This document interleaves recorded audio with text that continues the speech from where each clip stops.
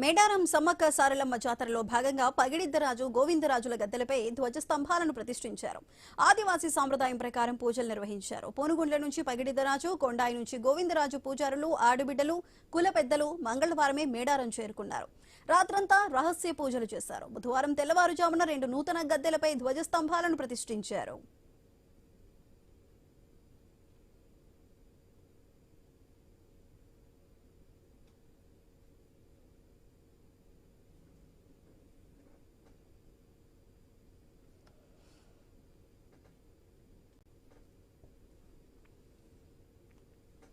మేడారం అభివృద్ధి పనుల్లో భాగంగా మహబూబాబాద్ జిల్లా గంగారం మండలం పోనుగొండ్ల గ్రామంలోని పగిడిద్దరాజు గుడిలో ఆదివాసీ సంప్రదాయం ప్రకారం వెనక వంశీయులు గ్రామస్తులు ప్రత్యేక పూజలు నిర్వహించారు. గుడి ఆవరణలో స్నానాల గదులతో పాటు మౌలిక వసతుల ఏర్పాట్లు జరుగుతున్నాయి. జాతర సమయంలో ఎలాంటి ఇబ్బందులు తలెత్తకుండా మెరుగైన సౌకర్యాలు కల్పించాలని పూజారులు, గ్రామస్తులు కోరుతున్నారు.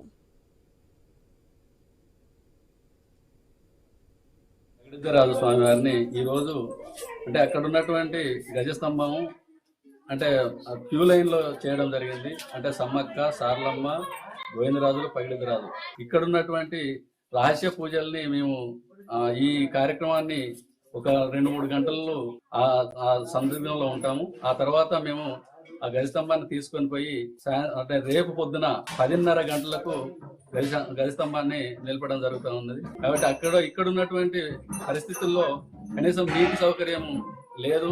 అధికంగా అంటే ఈ గవర్నమెంట్ చొరవ తీసుకొని మాకు కొంచెం ఈ నీళ్లు అద్దడి కానీ ప్లస్ రోడ్డు కానీ లేకపోతే ఇక్కడ ఉన్నటువంటి భక్తులు ఉండటానికి సెలవు పందులు కానీ చేయవలసిందిగా గవర్నమెంట్ కోరడం జరుగుతుంది. 200 కోట్లతో గద్దెలను పునఃప్రారంభం చేయడం వలన ఇవాళ పగిడిద్దరాజు యొక్క గద్దె ప్రతిష్టాంబన చేయడానికి జరుగుతుంది. ఆ ఉద్దేశంలోనే ఇవాళ పూనుగొండల మన యొక్క జాతరను ఉద్దేశించి పనులు చేయడం జరుగుతుంది. మన జాతరను ప్రతిష్టంభన చేయడం జరుగుతుంది కాబట్టి మన మూల స్తంభం అనేది ఇక్కడ మనము పూజా కార్యక్రమాలు ఈరోజు చేయడం జరుగుతుంది. ఏ ఆటంకం జరగకుండా, అరికాలకు ముళ్ళు నాటకుండా ప్రత్యేకమైనటువంటి పూజా కార్యక్రమం ఈరోజు పగిడిద్దరాజు యొక్క గర్భగుడిలో చేసుకొని ఆ గుడి విధానాన్ని అరికాలకు ముళ్ళు నాటకుండా ఎవరికి ఏమి హాని కలగకుండా ఆ యొక్క దేవుని నిష్ఠ ఉండాలి. ఆ యొక్క మూల స్తంభాన్ని ప్రతిష్టంభన చేసినందుకు ఈరోజు మనం పూజా కార్యక్రమం సీక్రెట్ విధానం ఉంది కాబట్టి దాని ఈరోజు పొద్దంతా పూజారుల యొక్క తలపతులు పగిడిద్దరాజు, గోవిందరాజు యొక్క 3 దేవతలను ఒకే రోజు మనం దాని ప్రతిష్టంభన చేయడం జరుగుతుంది. 200 కోట్లతో గద్దెలను